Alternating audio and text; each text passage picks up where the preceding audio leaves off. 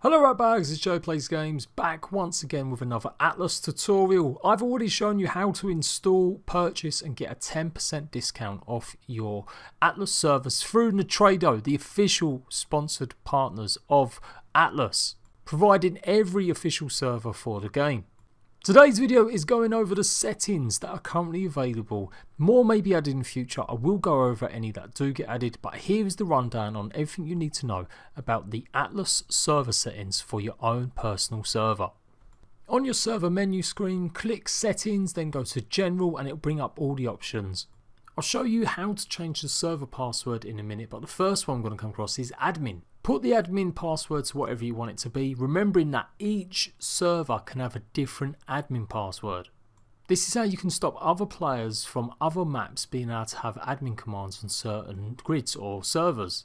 You can change the language and you can click map player location. I am going to go through each one of these. If you've ever edited or run your own Ark server, some of these will look really familiar. Of course, Atlas does use Ark as its base game, but there are some crucial differences that I'm going to explain and show you guys. They are adding these all the time, different options, and in the future they will be adding an expert mode where you can put different types of files, open up even more options on how to play Atlas. So, reserved slots, don't worry too much about that, keep it at 0. Gameplay, PvE or PvP, it's pretty simple, you don't have to press 20 different options. If you want PvE, make sure you tick the box. If you don't want PvP, make sure you untick it. Allow hit markers means you'll pop up when you hit someone, there will be a little FUD. Show floating damage text, again this will pop up with the number above their head when you hit someone. Hide damage from logs for admins, maybe you don't want to see who's been damaging other tribes. Enable health bars, of course Atlas does have health bars over the dinos heads, but you don't have to have that feature. If you like the old school way, maybe you've got used to playing Ark without health bars, that can be a good thing to tick off. Server crosshair means you've got your crosshair enabled. PvP structure decay obviously means that things will decay over time. Third person view allows you to switch the point of view. And this one's pretty important. If you've only got maybe one server, and maybe you're just playing with you and your friends, or you don't want anyone to be able to troll or do anything silly, you can activate it so no one can use claim flags.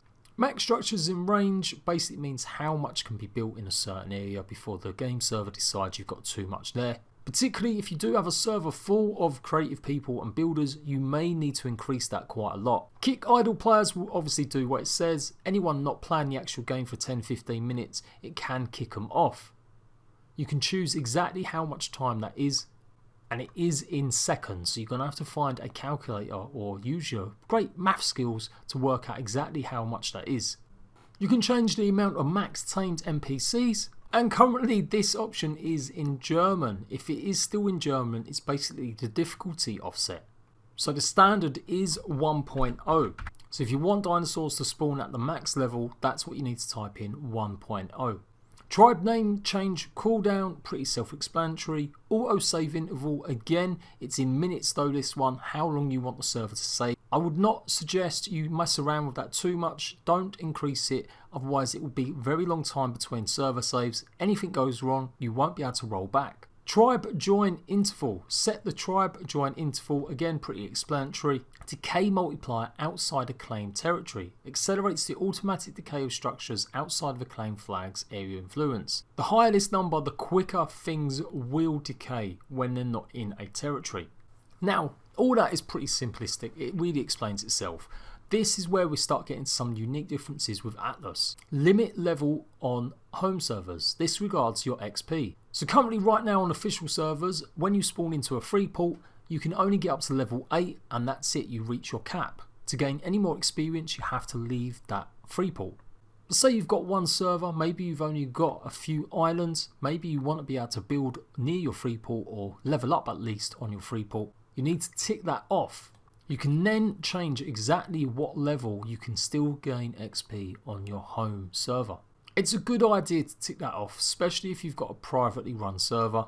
I've reset it just to show you guys, but it says here also maximum level without discoveries 8, maximum level on home servers 8. So again, like I said, if you want people to be able to go up higher and earn XP on the home server, you need to put that up to whatever the cap is. The cap has just been increased to 100. So I do believe that's probably the best number, or it might even be 101. Now what you can also do is stop or throttle people from earning XP until they find an actual brand new area. Maybe someone is just going around the starter islands trolling people on their ship or their boat and not actually going and discovering a brand new area or discovery zone. Remember, discovery zones are the way that you can gain and earn a lot of XP, and it is the way that you progress to the end game content. I would personally put that as 100. If you've got a very large community, maybe you are going to have to think a little bit more about forcing people off the home islands. So you may want to reduce it down to something like 15. It all just depends on the size of the player base on your servers. Now the rest of these are pretty much the same settings in Ark Survival Evolved. You can boost your oxygen swim stat multiplier, which is obviously really important in Atlas as you'll be spending a lot of time in the water. You can change the Dino Decay Multiplier. By increasing this number, it means that dinosaurs will decay much slower. So if you have people that maybe aren't on the server as much as other people, by increasing that number, they won't log back on to find that all their dinosaurs have died. However, maybe you want to encourage people joining on your servers. By reducing the number, you'll actually make it faster, so dinosaurs will die very quickly unless they've actually been gone near or there's instances of players logging in. Platform Saddle Modifier changes the amount of objects that can be placed on the platform saddle. Again, increase this if you're trying to do some outlandish builds. Maybe you're placing lots of placeables like turrets and stuff like that. Nighttime scale defines the scale of the night. By increasing this, you're actually making the nighttime go quicker. Generally, I put this to around 4, and that means that nighttime goes about 4 times faster than it normally does. But be warned, on certain game events in Ark Survival Evolved, like the Santa Claus event, that can stop the Santa Claus from appearing. Now there's nothing like that in Atlas at the moment, but in the future, bear that in mind. Player Damage Multiplier modifies the multiplier for player inflicted damage. This is how much damage you do as a player. By increasing it, you will do a lot more damage, but again, don't do it too mad, because one punch will end up killing all creatures. You want to do something like increase it by maybe up to 2, but only if you're making some of the other stats a little bit harder. I personally leave that at like 1.3, or sometimes even just on its base settings of 1.0. Player Resistance Multiplier defines the multiplier for resistance of players. Make this a small number and your players will be invincible. In fact, if you do 0.0, no one will be able to harm you or damage you. I normally put that at 0.7. Gives everyone a little bit more resistance, but not too much. Same thing for Structure Resistance Multiplier. If you're looking to have lots of PvP action, you may want to increase that number. By putting it up to something high, it means that players might be able to destroy and smash through bases or ships really quickly, and that may be something you want on a really high statted, loads of resource, loads of XP server. Build up quick, get your ships and do lots of damage. However, if it's a more, slower server, the resources are still a bit of a grind, you might want to keep that to its base setting. Harvesting Multiplier, obviously how much you'll get per harvest. Generally, I would keep that as about 3.0. Starvation Multiplier defines the multiplier of starvation of a player. If you don't want to be eating every 2 seconds, which is still a bit of a problem in Atlas, where you definitely need lots of food, you can reduce that and put it to something really small. This will mean you'll have to eat less. But of course that does take away from the profession of being a cook in Atlas, and that is pretty much an important, ability. Remember, the disciplines in Atlas, the 15 disciplines, are pretty important. It is an MMO. You can choose to play it like an Ark add-on if you want, but the idea is that players really start to choose a role that they're going to sit in, and that's their role for a good long time unless they respec. So I personally would only touch that a little bit and just put it to something like 0.8. Regeneration Multiplier, basically put that up a little bit higher and you'll recover your health a little bit quicker. I normally put that at 4. Same thing for Dino Regeneration Multiplier, these relate to your tames. Resource Health Multiplier. If you put this number to something like 3 or 4, you'll be able to hit the actual tree or hit the resource longer and you'll gain more resources from it. I personally don't like having that setting up high. I quite like the fact that I sometimes only have to swing once, maybe even twice at something before getting all the resources from it. So I actually make that quite low. It's all about preference and what you want for your server and community. Structure Prevent Resource Radius Multiplier is exactly the same as in Ark. If you reduce this one, it means that resources will respawn closer to your base. If people are building huge cities or towns, you may find that resources start to get quite low, and you keep having to go further and further out to get any of the trees, the stone, whatever it is you need. So you may want to reduce that down. Don't reduce it too much though, because it will mean that resources will carry on spawning right outside your door, and it may even prevent you leaving. Raid NPC Character Food Drain Multiplier. Now this isn't confirmed, I still have to do some more testing.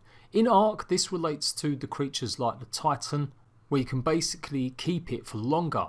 Now in Atlas we have the dragons that have a 6-hour limit, so I'm not too sure by increasing this you'll actually increase that 6-hour limit. I will be doing a separate video showing you guys all about the dragon, so I'll go over them stats and settings with you then. Decay Multiplier. If you've got a lot of tribes on PvE, lots of people coming through your server, but you really don't want people coming through and maybe not playing again, but their structures are all over your server, you can reduce the amount of time, or you can set exactly how long it takes for them structures to disappear.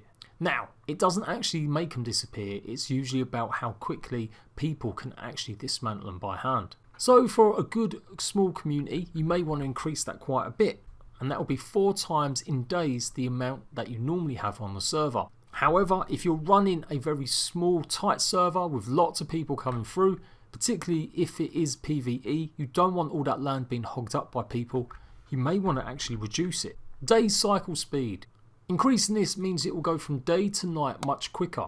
Daytime scale increases the amount of actual daytime. Increasing this one means that daytime will actually go a lot quicker. If I have nighttime scale normally at 4.0, I actually reduce this one to something like 0.7, so days are longer. And I do the same thing for the cycle speed scale.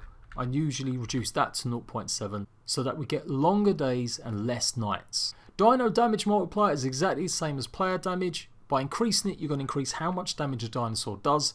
So don't put it too high or your dinosaurs will be massively OP. Structured Damage Multiplier is the amount of damage that's done to you by certain traps. In Ark Survival Evolved, it would be things like wooden spikes. I generally leave that one alone. Dino Resistance Multiplier is exactly the same as player resistance. By decreasing it and putting it something low, it means your dinosaurs will be much harder to kill. And if you want to make it your dinosaurs never die, you put it at 0.0. XP Multiplier. This is a big one and this can really change and muck up things. Atlas is meant to be a bit of a more of a grind to get to the level you want. But just like Ark does with events, you can increase how much XP you get on certain times, or if you want it on the whole base setting. So I normally put that to something like 3.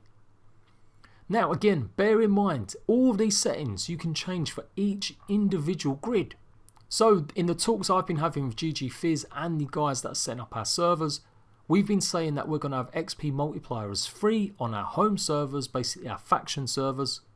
But the no man land in between, or the lawless regions, we're actually going to increase the XP to 4, which means people have more of a reason to go and explore their areas because they'll get more XP. But don't forget that it's not like Ark where you get XP for pretty much doing nothing. You only get lots of XP by killing lots of creatures, finding the discovery zone, and crafting big, huge, expensive projects. You do gain some XP from smaller items and things, but it is still very much reduced compared to Ark. Taming Speed Multiplier, exactly the same as Ark. If you want it to be quicker, put it up to something like 30 and you'll have almost a tame within sort of 10 to 15 minutes. Now Atlas has just updated, or they're going to update, that taming is a lot quicker. So you may want to play around with this a little bit afterwards. It only affects tames that are fresh and brand new. If you decide to change this setting halfway through a tame, what you'll find is that that setting or that creature will still take that long to actually tame. It only applies to brand new creatures. Water Drain. Pretty much, if you put this as a lower number, you won't need as much water. Stamina Multiplier. Again, the same thing. If you put this quite low, you'll have more. If you put this quite low, you'll have more stamina. Dino Hunger Multiplier. Now this is important for taming. If you want your creatures to maybe tame a little bit quicker, as well as adjusting the taming speed, you can increase exactly how much they eat. But again, if you put this as a low number, you'll find your creatures will want to eat a lot of the time. So it's useful for when you're taming, but when you're not taming, you'll find that your creatures are always hungry. So be really careful with that one. Dino Stamina Multiplier, again, same thing as the player. Reduce it if you want your dinosaurs to have more stamina. Dino Count Multiplier. Now I suggest you do not mess around with this. In Ark it's a massive problem with people hoarding hundreds of dinosaurs. But in Atlas it's not really the same gameplay mechanics or loops. There are creatures to tame, but I don't see it being as much of a problem. Nevertheless, if it's a private server you don't really need to increase that.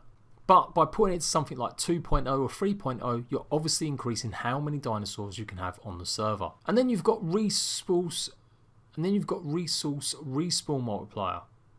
Defines the respawn rate of resource nodes. Values lower than 1 increase the rate at which resources respawn. Now this is a bit different than the first one I showed you, which was structure prevent. That one is about what structures prevent resources from spawning nearby. This one is actually how quick resources respawn in general. You still might want to put it at a low level so that you don't have to keep going miles away to go and get resources. But don't put it too low or you'll find that rocks respawn almost immediately. So if you're trying to clear an area, it's pretty useless having it that quick. I would suggest you stick to something like 0.7. Now there is an export and import setting for server settings. I will go over that and see if there's a way that I can add more stats and add more changes that you can do for your server. But the Trado have in the past added their own expert setting where you could copy and paste lots of different settings. For now though, that is pretty much the basics of setting up and running your own Atlas server. So remember, that is all just for your home server. That doesn't relate to the other maps in your grid. If I change it to my Atlas expansion server now and then click on general, you'll see I've got all the same settings again and I can literally change and adjust them all. So that's how you make certain areas maybe more valuable. If you want people to go to a certain server or grid to get resources, or because it's going to have faster taming or faster XP, you can adjust and change every aspect of that. So there you go, that is pretty much everything there is to do with the server settings right now. Back in the day I done 4 different server tutorials showing you every aspect of how to control and modify your Ark Survival Evolved server.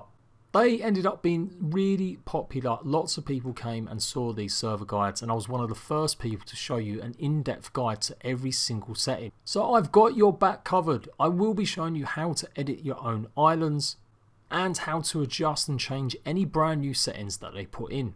One thing to note about your expansion server settings, you've got Overwrite main settings, so if you do want things to change you have to tick this box. Otherwise the settings from the main server will go across every single server or grid in your map. Go and check out my video where I'll show you how to install the servers, and I will be showing you how to add expansion servers as well in a quick tiny little guide as well to keep it as simple as possible. I hope this has helped. If it has, make sure you hit like on the video. Let me know any feedback. If I've got anything you think I've got wrong, please let me know, and definitely comment if you've got any questions about the process. I'm Jay Plays Games. I'll see you rat bags on the seas in Atlas.